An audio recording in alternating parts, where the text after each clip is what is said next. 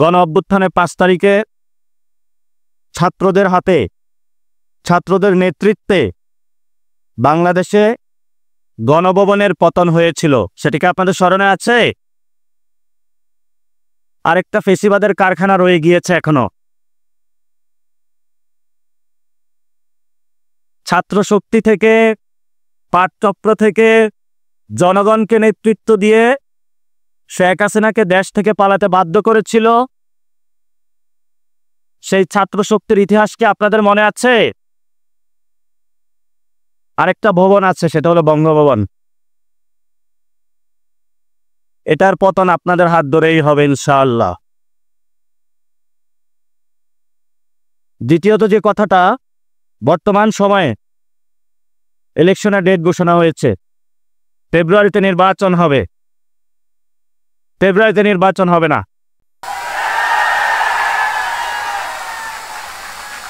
যদি ফেব্রুয়ারিতে নির্বাচন হয়, আমার যে ভাইয়েরা শহীদ হয়েছিল, রক্ত দিয়েছিল সংস্কারের জন্য, একটি নতুন সংবিধানের জন্য, তাহলে কবরে গিয়ে তার লাশটা ফেরত দিতে হবে এই সরকারকে।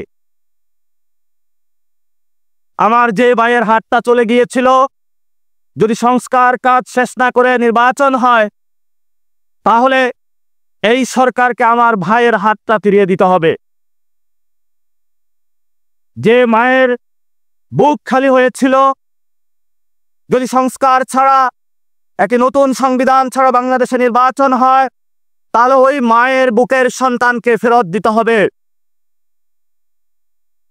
অনেক বাচ্চাকে দেখেছি এখনো বুকের দুধ পান করে, কিন্তু বাবা শহীদ হয়েছে। তাদের সাথে যখন কথা বলেছি, তাদের মুখের ভাষা পাইনি, শুধু চোখের ভাষা পেয়েছি। চোখের ভাষাটা ছিল অশ্রু। কে অশ্রুতে তারা বলেছিল, আমার বাচ্চা রয়ে গিয়েছে, আমার স্বামী চলে গিয়েছে, আমি বাংলাদেশ থেকে কিছু চাই না, কিন্তু আমি একটি সুন্দর ভবিষ্যতে বাংলাদেশ দেখতে চাই, যেখানে আমার এই বুকের যে সন্তান আছে, আর সন্তানকে কেউ খুন করবে না। কিন্তু বাংলাদেশে আমরা দেখতে পাচ্ছি একই সংস্কৃতির ডামাডোলে, একই ফেসিবাদী সংবিধানে, একই সিস্টেমের মধ্য দিয়ে আমরা নির্বাচনে যাচ্ছি। তাহলে এতগুলো মানুষ শহীদ হওয়ার প্রয়োজন কি ছিল? এতগুলো মানুষ আহত হওয়ার প্রয়োজন কি ছিল? আপনারা দেখেছেন, এখানে অনেক মিডিয়া ভাই রয়েছেন। ভারতে হিন্দুত্ববাদী বিজেপি এক এক করে সকল মিডিয়া দখল করেছিল, কিন্তু কিছু তরুণ যুবা অল্টারনেটিভ মিডিয়া সৃষ্টি করে ভারতের বুকে গত ইলেকশনে বিজেপির যে জয়যাত্রা, তাদের যে হম্বিতম্বি, সেটা রুখে দিয়েছিল। আপনাদের কি স্মরণ আছে? আপনাদেরকে সেই ভূমিকায় নামতে হবে। বর্তমানে গণ অভ্যুত্থানে যারা নেতৃবৃন্দ রয়েছেন, 1 লাখ টাকা, 5 লাখ টাকা বিভিন্নভাবে এমনভাবে ক্যারেক্টারাইজেশন করা হচ্ছে, মনে হচ্ছে বাংলাদেশের সবচেয়ে বড় তারা ক্রিমিনাল। এসব ফাইজলামি বন্ধ করতে হবে। আমি গণ অভ্যুত্থানের পরে সকল মিডিয়া সম্পাদকের সাথে বসেছিলাম, তাদেরকে একটা কথা বলেছিলাম, যা কাম করেছেন ঘরের ভিতর থাকেন, যদি লজ্জা থাকে ঘরের ভিতর থেকে বের হবেন না। কিন্তু যাদের লজ্জা নাই, তারা বারবার বাংলাদেশের মানুষকে ধোঁকা দিয়ে যাচ্ছে। অনেক সাংবাদিক রয়েছেন যারা বুক থেকে বাংলাদেশকে ভালোবাসেন, তাদের সাথে কথা হয়, বলল নিউজ করতে চাই, জোর করে নিউজ করানো হচ্ছে অফিস থেকে। বাসায় বউ আছে, বাচ্চা আছে, দুধ খাওয়ানো লাগবে, বেতন না পাইলে আমি কিভাবে করব? এই মানুষগুলো নতুন একটা বন্দিশালায় পড়েছে। এই মিডিয়া মালিক যারা রয়েছে, মিডিয়া যারা সম্পাদক রয়েছে, এই সম্পাদকগুলো এখন দালালি শুরু করেছে।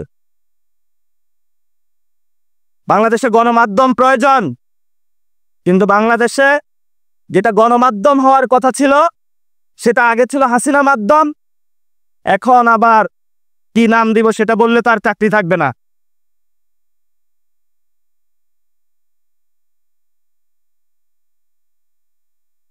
আরেকটি বিষয় আমি শেষ করব, দ্রুতই শেষ করব। একটা গোয়েন্দা সংস্থা বাংলাদেশে ডিজিএফআই আপনার আমার পকেটের টাকায় চলাফেরা করে। তারা কত টাকা খরচ করে কিন্তু বাংলাদেশের মানুষ জানতে পারবে না। তাদের কোনো কোথাও দায়িত্ববোধ নাই, অ্যাকাউন্টেবিলিটি নাই, ট্রান্সপারেন্সি নাই। তাদের একটাই কাজ, মানুষকে ভীতি প্রদর্শন করে যে কিছু বলবি আয়নাগরে নিয়ে আসব। আর আপনার আয়নাগরটা আমরা ভেঙে দিয়েছি। সামনে যদি আয়নাগর প্রচেষ্টা করা হয়, আমরা সে আয়নাগর কেন ডিজিএফআই এর হেডকোয়ার্টার ভেঙে দিব। যথেষ্ট সহ্য করেছি, যথেষ্ট সহ্য করেছি। বাংলাদেশে যদি ডিজিএফআই থাকতে হয় অবশ্যই এটা সংস্কার করতে হবে। যদি সংস্কার করতে না পারেন, ট্যাক্সের টাকা নিয়ে যদি গুলি তাক করেন বাংলাদেশের মানুষের প্রতি, 18 কোটি মানুষ এখনো ঘুমায় নাই। কয়টা অস্ত্র তাক করবেন, কয়জনকে মারবেন? মৃত্যু মেনে নিয়েছি, মৃত্যু হয়ে গিয়েছে। এখন যতবার মারবেন ততবার আমাদের পুনর্জন্ম হবে আবু সাঈদ হয়ে। আসুন মারুন। ব্যবসায়ী ভাইরা, যুব ভাইরা, আপনাদেরকে ব্যবসা করতে হবে, নামতে হবে। বাংলাদেশে উৎপাদনমুখী ব্যবসা বন্ধ হয়েছে। শুধু বিভিন্ন দেশ থেকে কিভাবে এক্সপোর্ট ইম্পোর্ট বিজনেস করে দালালি করবে এই ধরনের দালাল ব্যবসায়ী শ্রেণী সৃষ্টি হয়েছে। বাংলাদেশে কর্মসংস্থান সৃষ্টি হচ্ছে না। গণ অভ্যুত্থানে যুবকরা নেমেছিল একটি চাকরির জন্য। সে চাকরিটা যদি না হয় তাহলে আপনার কিসের ইলেকশন? রাজপথে যারা শহীদ হয়েছিল বিচার করতে হবে, যারা আহত হয়েছিল, তাদেরকে যারা খুন করেছিল, অঙ্গহানি করেছিল, শেখ হাসিনাকে ওই দেশ থেকে ধরে আনে বাংলাদেশে বিচারের সম্মুখীন করতে হবে। যদি করতে পারেন তাহলে আপনার মুখে ইলেকশনের ডেট মানায়। জুলাই সনদ হবে, গড়িমাসি চলতেছে, এটাতে যদি সাইন করি তাহলে কোন বিপদে পড়ে যাই? আরে বিপদ না, আপনার সন্তানের জন্য ভালো হবে, আপনার ভবিষ্যৎ বাংলাদেশের জন্য ভালো হবে। কথায় আছে, অনেকেই বলে ব্যক্তির চেয়ে দল বড়, দলের চেয়ে দেশ বড়। এখন আমরা দেখছি দেশের চেয়ে দল বড়, দলের চেয়ে ব্যক্তি বড়। কথাগুলো বলে গেলাম। ভবিষ্যতে অনেক সংকট আসবে আপনাদের সামনে। আমাদের নেতা নাহিদ ইসলাম আছেন, আক্তার হোসেন আছেন, বাংলাদেশে অন্যান্য রাজনৈতিক নেতৃবৃন্দ রয়েছেন, বাংলাদেশে জাতীয়তাবাদী বিএনপি, জাতীয়তাবাদী যে দলগুলো রয়েছে, শক্তিগুলো রয়েছে, গণ অধিকার, এবি পার্টি, জামায়াত ইসলামী, ইসলামী আন্দোলন থেকে শুরু করে যারা আমরা হাসিনার বিরুদ্ধে তীব্র প্রতিরোধ আন্দোলন গড়ে তুলেছিলাম, ভবিষ্যতে মাঠে, গ্রামে, গঞ্জে যুবশক্তি কেউ যদি আপনাদের কটু কথা বলে, আমাদের এই সব বন্ধুদেরকে আপনারা সালাম জানাবেন। যদি আপনাদেরকে আঘাত করে, আপনারা তাদেরকে ফুল দিয়ে বরণ করে নেবেন।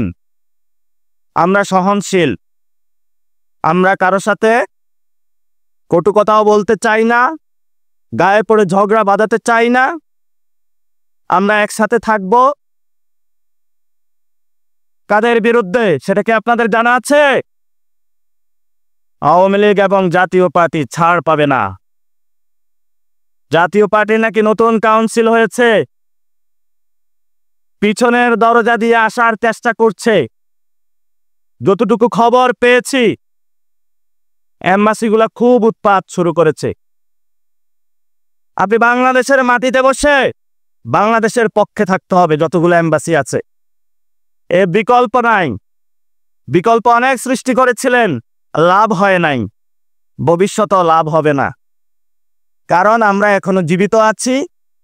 যদি কোনো কিছু লাভ করতে হয় বাংলাদেশের উপর দিয়ে, সেটা আমাদের জীবনের উপর দিয়ে করতে হবে। সেই জীবন দিতে সবাই প্রস্তুত আছি। ইনকিলাব জিন্দাবাদ। ভবিষ্যতে দেখা হবে, কথা হবে। আসসালামু আলাইকুম।